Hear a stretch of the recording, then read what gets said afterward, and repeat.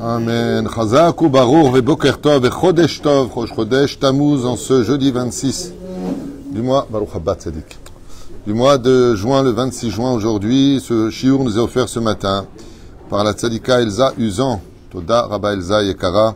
Shiur dédié donc pour l'élévation de l'âme de son papy. Pour les 11 mois aujourd'hui, Yeshua ben Miriam, Roi Hashem, Tenachenu Began Aiden Elion, וכל השוכבים עמו בכלל, הרחמים והסליחות, וכן יהי רצון ונאמר אמן, תהיה נשמתו צרה בצורה החיים בעזרת השם. Pour le mérite de cette étude qui s'appellera Stop au Lashon Hara et aux querelles. Et on va expliquer exactement pourquoi en ce Rosh Chodesh Tammuz nous allons développer ce sujet-là. Mais avant de commencer, on aura une très très forte pensée pour le peu d'otages vivants qui nous restent dans les tunnels de la mort. Chaque jour, Kam dam Bezrat Hashem, Kam damam shel otam harugim, shmor al chayalenu otanu. Il nous ramène tous les otages, Bezrat Hashem. On pensera à toutes les personnes malades qui ont besoin de nos prières. Oufren, Meir, Soufan, Ben Ruth, à qui on souhaite vraiment Achlama Meira. Ilana bat Miriam, Ayekara, Bezrat Hashem Itbarach. Oufren, Hashem Atov, Ushnotav Baneimim. Ushnotav Baneimim, Joël bat Miriam. Non, Miriam Atzara, slicha. Tweet ou Ken? Aaron Ben Gitel. בעזרת השם רפואה שלמה, מורת ימי הקדושה והטהורה וכל עם ישראל בכל אתר ואתר. מקווה שנזכה להרבה עושר דשנים ורעננים יהיו. On commence tout de suite notre étude Baruch Haba Avraham.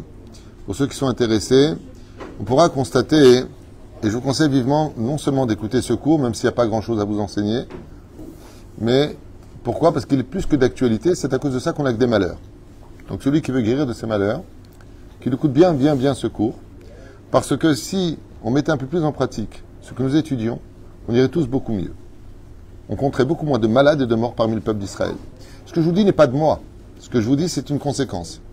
On a vu que la Mahloket, par exemple, de Korach, a tué tous ceux qui étaient autour de lui. Même des enfants dans le berceau. Eux aussi ont été avalés. Ça veut dire que dans les querelles, c'est d'une certaine façon un feu de forêt qui peut atteindre les villes et qui peut détruire tout ce qui a été construit. Par exemple, les Chachamim nous disent quand est-ce qu'un Chacham il perd toute sa sagesse? Dès qu'il se met en colère. S'il se met en colère, sa sagesse le quitte. C'est bien. Asboutiru beyachad. Comment la Torah nous a-t-elle été donnée, chers amis?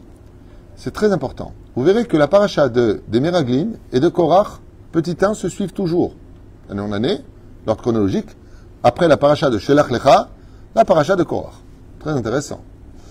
Alors Rachid nous dit, l'olamdou kalbahomer. Entre autres, ils n'ont pas appris de ce qui s'est passé avant. Tu vois quelqu'un qui marche dans un couloir, il tombe, il y a un trou. Marche pas derrière, tu vas tomber, il y a un trou.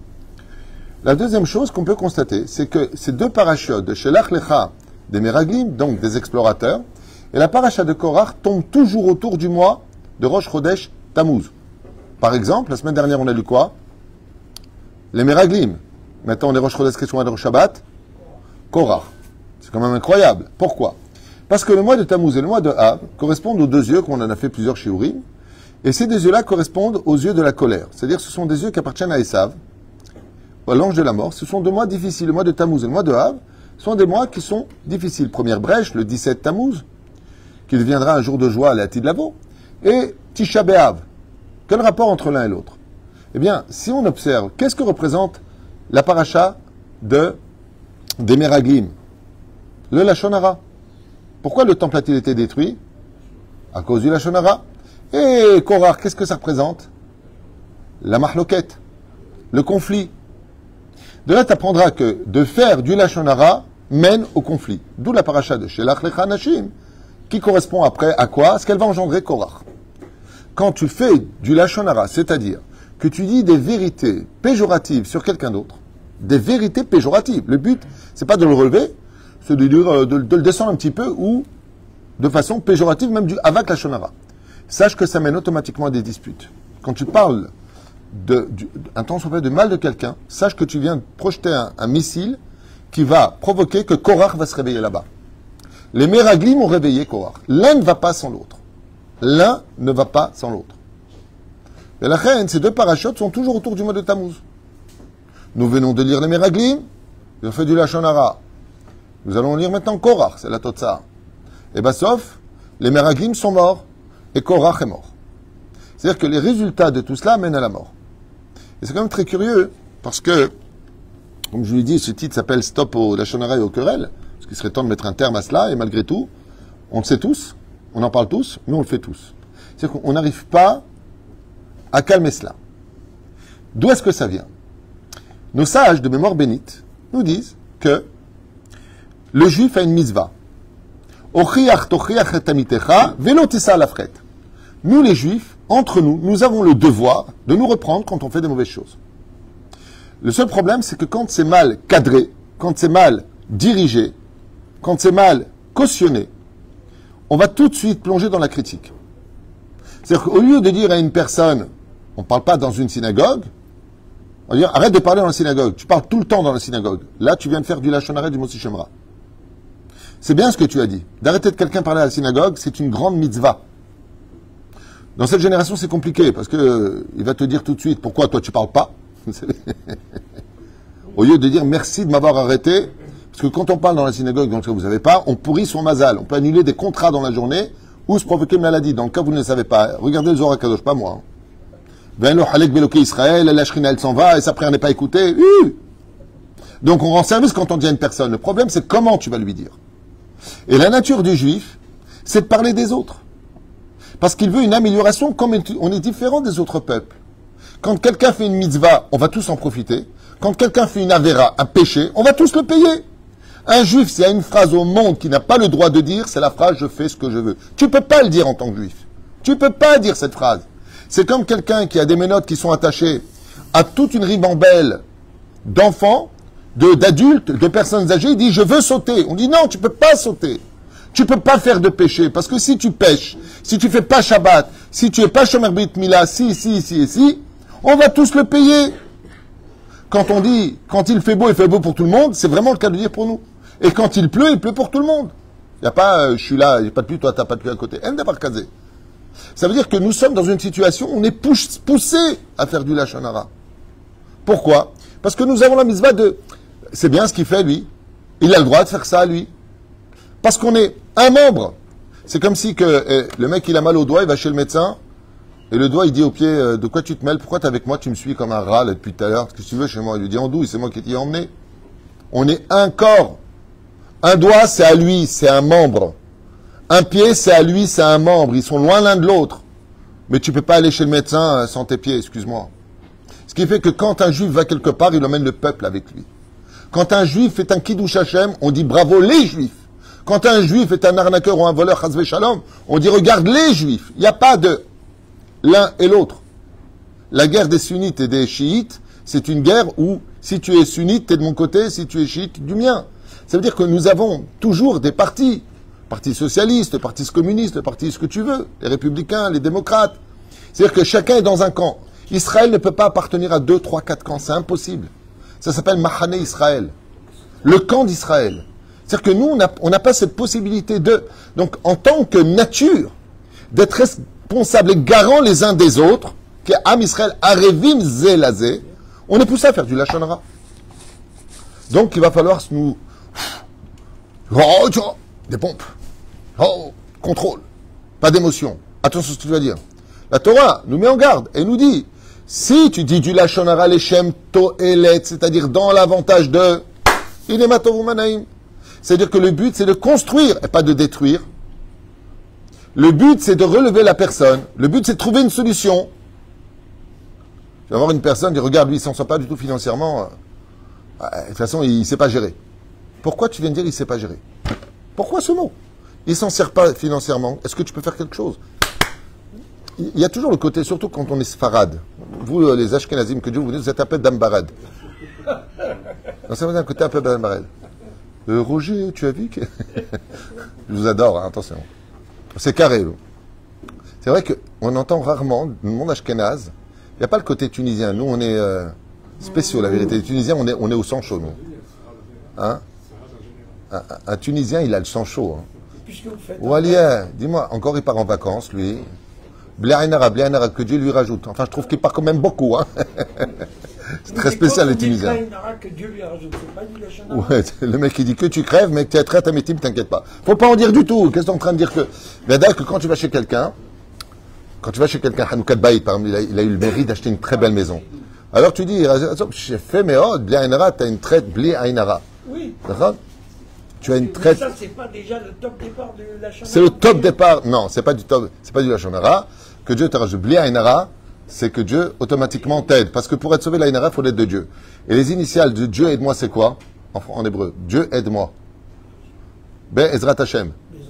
C'est Bet Ain He. Et enlève-moi l'œil. Bli ainara. T'as tout compris. C'est-à-dire que quand tu dis Bezrat Hashem que tu réussisses, tu lui enlèves l'œil. Parce que tu as mis Dieu. Et l'œil de Dieu éteint tous les mauvais yeux. C'est-à-dire? Demande à Rocky, l'œil du tigre. Hazak ou Baruch. Peut-être qu'on étudie les mecs là. Ok? Allez. Oufren a une question qui se pose. Et c'est pareil pour les mahloquettes. Est-ce qu'on aurait pu comprendre la Torah si on n'était pas en conflit constamment? Impossible. Vous voyez combien de lois existent que lui, il n'est pas d'accord avec l'autre. Regardez le Talmud. C'est très très rare quand tu lis le mot Dechoule Alma. Selon toutes les opinions. Quoi, ils sont d'accord tous? Impossible. C'est rare, il y a. Je ne dis pas qu'il n'y a pas. Dechoule Alma, Dechoule Alma. Les Khatrila Bediavad. Vu le baiser, il y a chose de machloket. Mashma mikan, que quand on a un conflit, on construit quelque chose. Imaginez l'homme et la femme. Ils sont toujours d'accord sur tout. Yam mal rasra. On prend le fauteuil marron. Oui, marron, oui, c'est très bien. Et on mange des pâtes ce soir avec du saumon. Oui, c'est très mal rasra. À un moment, la femme, elle assassine le mec. Hein. Mais dis-moi, t'as pas autre chose à dire que t'es toujours d'accord avec moi? Tu as raison là aussi. Oh là là, mon Dieu. Non, mais c'est insupportable. C'est-à-dire que, qu'est-ce qui permet de grandir? Deux personnes sont au fond d'un puits, à 20 mètres de profondeur. Ils n'ont aucune chance de monter. Il n'y a personne en haut, il n'y a pas de corde, il n'y a pas d'échelle. Il y a une seule façon de monter. Une. Quand ils se mettent dos à dos. S'ils se mettent dos à dos, les pieds contre les parois, ils peuvent monter, c'est la seule façon de monter. Ouais. Ça veut dire que pour évoluer dans la vie et retrouver la lumière d'une vérité, il faut rentrer en conflit. Mais donc, il y a des conflits qui sont les Shem Shamaim et des conflits qui ne sont pas les Shem Shamaim. Le problème qu'on a, c'est que quand on voit la réaction de Moshe, on peut tout apprendre de lui. Écoutez bien ce qui a marqué. Quand Korach vient chercher des querelles à Moshe, qu'est-ce que dit ou qu'est-ce que fait Moshe? Vaïpol al-Panav. Il tombe sur sa face. Mais réponds-lui. Il ne veut pas répondre.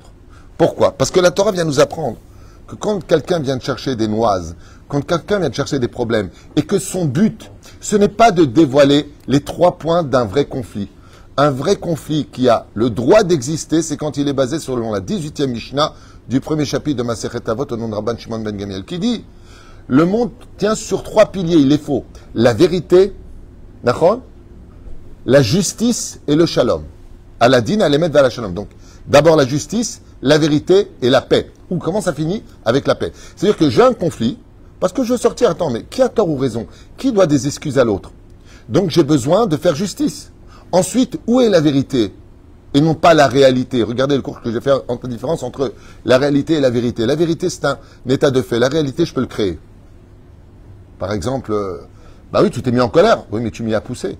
Tu as tout fait pour que j'y arrive. J'ai créé une réalité. Mais ce n'était pas la vérité. À la base, c'était pas énervé. Mais je vais tout faire pour te piquer. Donc je vais te rendre nerveux. Ça s'appelle créer des réalités. C'est comme l'histoire d'un pays. À ce qui paraît, il y a un pays, c'est là, où il y aurait un peuple en conflit avec un autre peuple pour une question de territoire ou d'identité. Ce qui paraît. Ils ont créé une réalité. Mais est-ce la vérité? Absolument pas. Vous voyez, c'est simple. C'est ça la différence entre la réalité et la vérité. Et ainsi donc, la Torah nous dit, le monde ne tient pas sur le bitsoua. La réalité, elle tient sur le émet, c'est-à-dire sur la vérité. Et quand tu es face à quelqu'un qui ne vient pas chercher ni la justice, ni la vérité, ni le shalom, Vaïpol al-Panam, ne réponds jamais à quelqu'un qui vient avec de mauvaises intentions. Si ton but, c'est de me détruire, je ne te répondrai pas. Parce que c'est exactement ce qu'il veut. Hier, quelqu'un me donne un coup de téléphone, il me dit, voilà, Rav Tutu, mon beau-père, n'arrête pas. Il me pique. Il vient d'envoyer un courrier à ma femme. J'ai envie de prendre le téléphone, rentrer à l'intérieur dans les fils, aller jusqu'à lui, lui mettre une claque et revenir à l'intérieur de ma maison. Alors je vous appelle pour savoir comment je dois réagir. Je lui dis, si tu fais ça, c'est exactement ce qu'il veut. Il y a une réponse qui est très puissante. C'est celle du silence. Alors l'indifférence, bon, tu sais ce que je lui dis comme exemple. Je lui dis, dis-moi, je peux te poser une question. Quand une mouche rentre chez toi, tu lui cours derrière ou tu la laisses passer? Je n'ai rien à faire. Je dis, c'est exactement pareil. quand les mouches viennent, qu'est-ce que c'est les mouches? C'est les mouches à MERD. Tu vas perdre ton temps quand elle vient, qu'est-ce que tu fais? Tu dis, va-t'en. Mais tu vas pas commencer à discuter avec elle. Madame la mouche, arrêtez de venir manger ma nourriture et de vous poser sur moi, vous me dérangez. Non, perds pas ton temps. Maximum, viendra un jour où, hop, tu l'as écrasé. Allez, casse-toi. Ça veut dire que, mon cher Rabbeinu, pourquoi il répond pas? Arrête la Torah, Mahloket, il n'est pas rentré en Mahloket avec les anges. Arzek Bekissi va Hashiv Lamet Teshuva. Attrape mon trône, lui dit Hachem, et donne des réponses. Conflit. Moshe, toute sa vie, était en conflit. Mais le problème, c'est que là, le conflit, il est basé sur du Motichemra, du Lachonara, et le but, c'est de détruire. Vaipol Moshe Alpana. Alors la question, madame, c'est que dans tout conflit, malgré tout, le Créateur du monde, ce qu'il a de très particulier, je vous dis franchement, qui est extraordinairement extraordinaire, c'est que quoi que tu fasses de ta vie, pour le meilleur comme pour le pire, c'est comme un chat qui retombe toujours sur ses pattes. Kadosh Baruch Hu, quoi que l'on fasse de notre vie, il arrange toujours les choses. Par exemple, on a perdu le premier temple, catastrophe. On a perdu le deuxième temple, catastrophe. Qu'est-ce qu'il dit Hachem dans le ciel? C'est pas grave, il y en a un troisième de prévu. Ah ben alors ça va. Ça veut dire qu'il y a toujours une route de secours dans les erreurs que nous commettons. Par exemple, depuis 2000 ans, nous attendons le Beth Amikdash.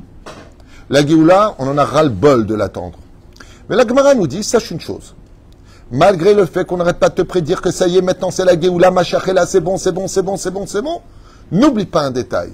Chaque jour qui passe et que tu l'attends, je vous donne un exemple un peu stupide. Imaginez comme ça, que je vous dis, voilà, chaque jour qui passe jusqu'à ce que vienne le Machach, vous me dites, aujourd'hui j'attends, vous prenez 10 000 euros. Vous êtes pressé qu'il vienne?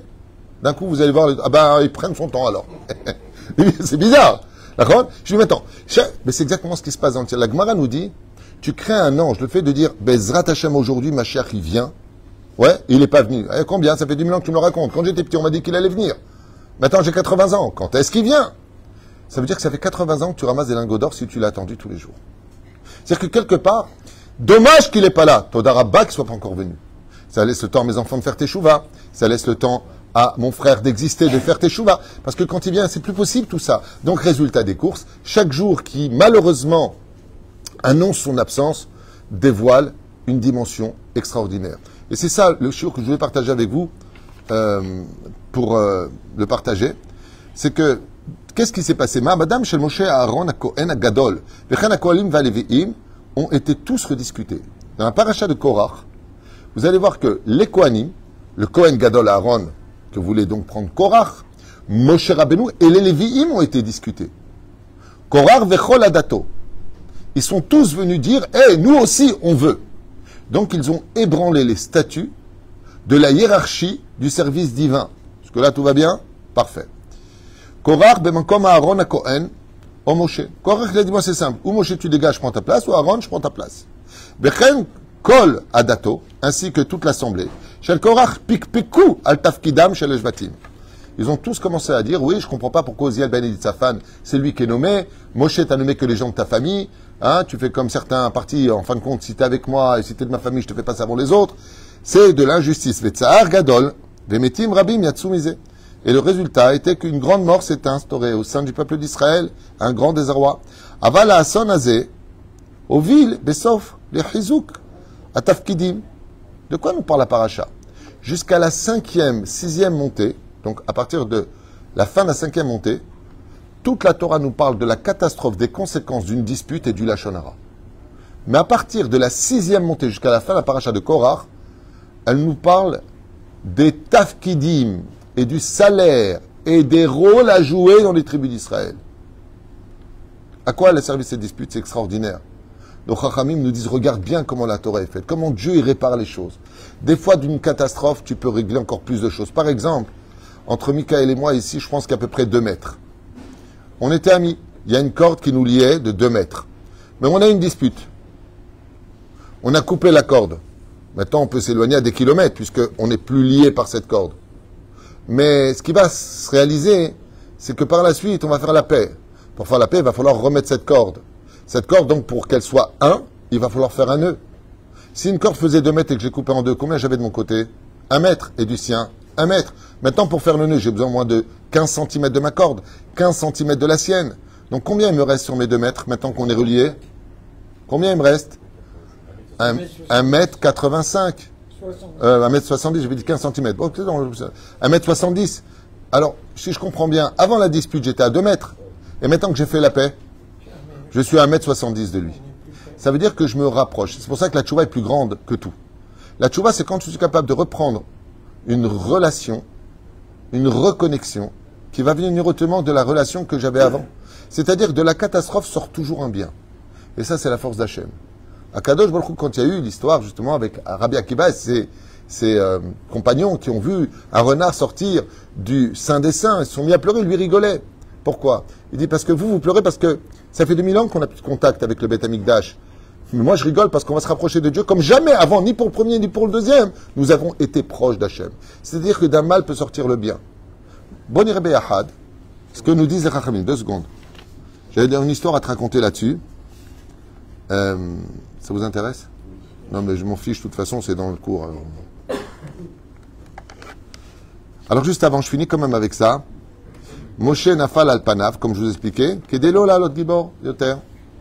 Et ainsi donc, à Kohanim, par exemple, Moshe n'a jamais été monté plus haut qu'après cette dispute. Après cette dispute-là, plus personne ne cherchera des problèmes à Moshe du peuple d'Israël. Nigmar. Ils vont pleurer Moshe. C'est-à-dire que Moshe, après, le fait qu'il soit tombé si bas, il n'est jamais monté si haut. Deuxième chose, à Kohanim, Yekablu, Kavod, Ve, Aracha. Depuis cela, les Kohanim ont reçu un respect comme jamais avant cette dispute, ils le lui reçu. Et une estime hors du commun. Mikol Am, Belechod Adorot. De tout le peuple et ceux pour toutes les générations. Jusqu'à aujourd'hui, on fait du Kavod au Kohanim. Grâce à quoi? À cette dispute. Ça veut dire du mal est sorti un bien. Nachon? Tmurot. Allez, qu'est-ce qu'on nous dit à partir de la 6e montée de la paracha? Les Trumot, les Maasrot, vous leur donnerez, vous aurez des villes de refuge, vous deviendrez les maîtres de l'enseignement des enfants d'Israël. Et chacun, la liste serait longue. Ils ont le droit, Kol Petrechem, tout premier-né qui sort, c'est pour eux, tous les Kohanim. D'un coup, on voit qu'ils vont recevoir ce qu'ils n'ont pas reçu avant, ils vont le recevoir maintenant. C'est-à-dire que du bas est sorti une fondation qui va faire grandir pour l'éternité un équilibre des hiérarchies. Et donc, j'ai une histoire à vous raconter, une très belle histoire, si ça vous intéresse, qui dit comme ça, c'est Beshte Anashim, l'histoire de 2 hommes, Sheravu al Shutafut, Vad le Malkut. Donc, ils se sont pris la tête, ils ont commencé à hausser le ton. Ils ont quitté le sujet qui était intéressant de la discussion. Je suis d'accord, je suis pas d'accord, argumente, prouve-le, et à Kol Beseder, on boit un café. Mais bien sûr, de toute façon, tu as un bidon, mais même ta femme, je sais pas comment elle te supporte, quel rapport mettant? Pourquoi tu parles de ma famille? Pourquoi tu touches à ma famille? Pourquoi tu parles de ça? On parlait d'un... Et de toute façon, tu as une sale réputation, et de tout... Oh! L'autre, il est venu, et il l'a frappé. Il l'a frappé méchamment parce qu'il lui a dit, de toute façon, vous méritez tous de tomber. Quand il a entendu ça et que lui s'est entraîné, il lui a mis un coup de low kick très violent dans la jambe. Et la personne, qui avait une mauvaise bouche, est tombée par terre. Et il est parti. En lui, en se levant, il a tellement eu mal qu'il a pensé qu'il lui a cassé quelque chose à l'intérieur de la jambe. Ce que je vous raconte, c'est une vraie histoire, qui s'est passée à Paris. Il arrive à l'hôpital, je crois que c'était Saint-Louis ou Saint-Antoine, peu importe. De toute façon, ils sont tous sains là-bas, même les clous, j'ai vu. Porte de Saint-Cloud. Même les clous, ils sont sains. Et non, mais c'est incroyable. Et il arrive à l'hôpital. Mais c'est où? 3 semaines plus tard, on tape à la porte. Celui qui avait frappé, il ouvre la porte et qui il voit? Il voit celui qui était son ennemi, celui sur qui il avait levé la main, avec sa femme et ses enfants derrière, une bouteille de champagne et un sourire. Alors il regarde comme ça, il lui a dit qu'est-ce que tu fais là? Qu'est-ce que tu fais ici? Il lui a dit, je suis venu boire un verre avec toi. Je suis venu faire la paix et te remercier. Tu vois, il n'y a que sa femme derrière. Mais je comprends pas. L'autre femme, elle lui dit, mais qui rentre? Il dit, tu peux m'expliquer? On s'est disputé, j'ai levé la main sur toi, d'ailleurs je regrette, je lui dis franchement. Il lui a dit, heureusement qu'il y a eu cette dispute, et merci de m'avoir frappé à la jambe. Quand il est arrivé à l'hôpital et qu'ils ont fait un scanner sur sa jambe pour voir la situation, il avait juste la maladie qui avait démarré depuis peu. Et grâce au fait qu'il a été à l'hôpital avec le coup qu'il a reçu, ils l'ont sauvé du cancer à temps. Ce qui fait qu'une radiothérapie suffira. Ils ont pu sauver sa jambe d'une maladie dans laquelle il était totalement ignorant. Et il lui dit, je suis venu boire du champagne. C'est exactement ce que nous apprend la Torah. Malgré les erreurs qui sont naturelles chez nous les Juifs, on aime bien regarder Velo taturu acharel vafrem, v'acharei ainechem asheratem, zonim acharehem. Vous adorez suivre vos pulsions, vous adorez la beauté féminine, vous aimez bien parler des uns et des autres, vous aimez bien vous disputer. Les Juifs, c'est des volcans, les Juifs. C'est des volcans, c'est pour ça que nous avons les yeux sur nous. Attention que la lave ne tombe pas. Et la reine qui est toute s'amuser, Kadosh Baruch Hu offert hakol. Et la reine, pour ne pas trop m'attarder, il y a une situation qui est très connue. Kol mahloket chez Leshem Shamaim, sofa litkayem, et kol mahloket chez Nela Leshem Shamaim, en sofa litkayem. Je traduis, toute dispute qui est Leshem Shamaim, ça veut dire que s'il y a une dispute dont l'intérêt est de venir construire, pas détruire l'autre, de comprendre la vérité, viens on parle. Tu as dit ça, moi j'ai pas compris exactement ce que tu voulais dire, est-ce que tu peux m'expliquer quelles étaient tes intentions? Pas de dire de toute façon toi. Ça s'appelle Leshem Shamaim. Et les deux symboles que nous prend la Torah, c'est Mei Ezo I Mahloket chez Leshem Shamaim. C'est Hillel et Shammai. Qui est cette Mahloket qui était Leshem Shamaim? Vous n'étiez pas du tout d'accord, sauf sur 3 points où vous étiez d'accord. C'est Bet Hillel et Bet Shammai. Et Bet Hillel et Bet Shammai, comme vous le savez, dans les initiales, ils représentent une force où on comprend qu'ils se battent Leshem Shamaim. Baruch Shema. Exactement. Quand tu dis Bet Hillel, Bet He, Ve Bet Shin, c'est les initiales de Baruchu ou Baruch Shemu. Ça veut dire que les mâts d'Abardomé, à quoi ça ressemble? Bravo Patrick, à Tarefouach Shlema. À quoi ça ressemble? Imaginez qu'il y a votre papa à côté de vous et vous avez un conflit avec votre frère. Vous savez que votre père, il n'aime pas voir ses enfants se disputer comme tous les pères normaux. Hein. D'accord? Comment vous allez vous disputer avec votre frère? Vous allez discuter. Vous allez me dire, papa, la vérité, comment tu trouves que... Le père a dit, débrouillez-vous, je vous écoute. Alors, comme il écoute, papa, automatiquement, tu agis bien. C'est ainsi que Hillel et Shammai se sont disputés toute leur vie. Ils savaient que les yeux de Dieu, les oreilles d'Hachem les écoutaient. Quand ils se parlaient, ils étaient là pour construire. Ils ont donné le chemin de la vie, la halakha, le Shulchan Aruch. La halakha est basée selon Hillel. Shammai, il a dit, ok. Shammai, il a tort. Non, seulement c'est pas son moment. Donc, quand viendra la Géoula, on quitte Hillel pour passer selon les lois de Shammai. Ça veut dire qu'il a été preuve de patience. C'était le rôle de Korach. Korach, s'il avait attendu, s'il avait protégé ses émotions, s'il n'avait pas suivi son cœur et ses yeux, il aurait été par la suite Cohen. Il aurait été par la suite Cohen Gadol. Il aurait eu un rôle, il serait devenu le chef de la tribu de Lévi. À Kadosh Baruch Hu, il aurait changé les choses. Peut-être pas dans cette réincarnation parce qu'il n'est pas descendant de Aaron. À Kadosh Baruch Hu, on a vu qu'il a changé aussi les choses. Qui est le père de la Keuna? Faites attention, c'est une question piège. Qui est le père de la Keuna? On n'a pas le temps, c'est Pinchas. Vous voyez que ça dévie. Le père de la Keuna, c'est Aaron. Premier Cohen de l'histoire, Cohen Gadol, officiel. Parachat Pinchas, Dieu lui donne la Keuna. Maintenant, de toi viendra la Keuna. Wow. Makara. Dieu fait ce qu'il veut. Quelle différence entre Pinchas, qui devient Cohen Gadol, et Korach? C'est que Pinchas, il a attendu son tour. Parce qu'il sait que Dieu sait tout. Il ne va pas prendre un rôle. Il ne va pas prendre un rôle avant l'heure. Il n'a pas envie de se disputer. Et pour diriger, il faut être quelqu'un qui sait calmer les disputes, pas qui sait les envenimer. Korach ne peut plus être un manhig. Il ne peut plus être un dirigeant, parce que c'est quelqu'un qui aime les disputes. Il n'y a pas pire au monde qu'un mari, qu'un père, qu'une femme, qu'une épouse, qu'une mère qui adore les disputes. À un tel point que la Torah nous dit, la Torah orale, fuit toute personne qui aime les disputes. Pour cela que toute personne qui vient pour ça, il vient faire que des histoires. Il vient tout le temps chercher ce qui ne va pas. Car comme vous le savez, les yeux suivent les sentiments du cœur. C'est-à-dire que si tu as un bon cœur, tes yeux seront menés à voir ce qui est bien chez l'autre. Si tu as un mauvais cœur, tes yeux t'emmèneront à voir ce qu'il y a de négatif chez les autres. Et les gens qui ont des mauvais yeux, ils ont automatiquement des mauvaises langues. La reine, quel rapport entre la dispute qui vient de la bouche de Korach et ses yeux? Ben, c'est tout simplement que quand tu vois les choses négatives, tu parles négatif. Il s'est pas fait chauffer, Korach? Il s'est pas fait chauffer à Saint-Denis, Korach? Ça veut dire quoi, il s'est fait chauffer? Ah oui, par sa femme. Ouais. Enfin bon, il est quand même responsable, le monsieur. Hein. C'est pour ça que s'il y a une chose que je ne supporte pas, c'est les enseignements d'un homme têté chez les femmes. Il y a de plus en plus comme ça au nom de la chassidoute, ta femme, elle fait ce qu'elle veut, ce qu'elle dit ce qu'elle veut, tu dois recevoir. J'ai jamais entendu des ch'touillottes aussi grandes, parce que ce langage-là ne peut aller qu'avec des femmes hyper pieuses, normales, qui vont pas profiter. Mais aujourd'hui, tu donnes une main, tu te fais prendre le bras. J'ai pas compris. Une femme, elle a besoin d'être aussi cadrée, gentiment, poliment. Mais il faut que chacun de nous, un homme pareil, hein, il faut qu'on connaisse nos limites. Et n'oubliez jamais ce proverbe que j'ai souvent enseigné. On ne se permet de faire à autrui que ce que autrui nous permet d'accepter. Ça veut dire que si tu montres tes limites, la personne les apprendra tôt ou tard. Tu sais quand est-ce qu'une personne arrête de rouler trop vite? Quand elle s'est pris un PV.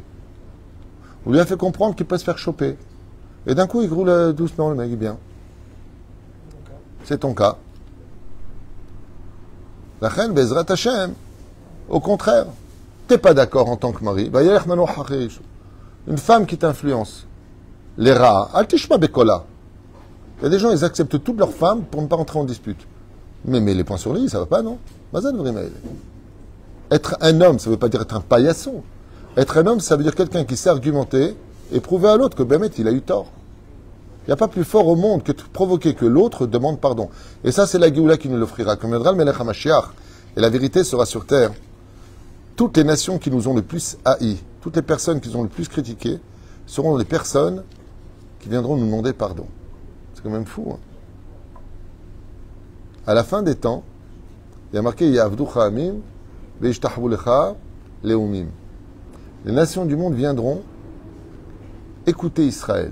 Le monde entier se retournera vers Israël, mais cette fois, sans lui discuter ni sa terre, ni son existence, ni son identité, et encore moins son judaïsme. Il y aura un moment où Béhémet, la vérité va sortir sur elle tellement flagrante, comme ça dit la Gemara al-Masrat Abodazara, que les nations du monde vont dire non, mais nous on aimait Israël. Et non pas comme le Portugal qui vient de faire une loi, mais alors absolument abjecte. Tout juif sfarad n'aura plus de Teudat Zehout. Ouais. Ashkenaz, ouais. Mais sfarad, non. S'ils découvrent qu'ils ont des antécédents sfarad, eh bien, ils ne pourront plus être portugais. Oh, mince. Vous n'êtes pas au courant? Ni au gaz? Hein? Non, tu n'es pas au portugais. Portugais. Je sais pas. Bon, en tout cas, le Brésil, c'est pareil, maintenant. Ken, c'est toutes les langues... il y a plusieurs pays. Ken, c'est comme ça. C'est qu'il y a une espèce de boycott. On l'a vu pour le musée... comment ça s'appelle? L'armement à Paris, là. Le salon du Bourget. Ils ont fermé absolument tout ce qui est israélien. Là, il y a encore une société en Espagne qui interdit tout produit israélien. Mais moi, j'aimerais bien, s'il vous plaît, vous, les pays qui voulez boycotter Israël, que vous boycottez tout ce qui est juif. Il ne va pas vous rester grand-chose dans les mains. Retirez le ouest de chez vous, retirez... Oui, la liste. La liste, elle dépasse les 1000 qui sont chiyunim pour le monde. Si vraiment vous voulez la jouer comme ça, et nous enfermer dans un enclos, il n'y a pas de problème. Nous, on a une source énergétique qui nous éteindra jamais, c'est Dieu. Mais cette source énergétique, on peut l'éteindre nous-mêmes. Si on continue à parler du mal des uns et des autres, et qu'on perpétue ces disputes qui n'en finissent pas entre les uns et les autres. Voilà ce que je voulais parler avec vous. Les Avechim sont là, ils attendent. Est venue pour nous l'heure de nous quitter avant le prochain shiur sur le Péléoët qui nous a été commandé pour ce Rosh Chodesh. Tammuz. Bracha v'atzlacha be'ezrat Hashem.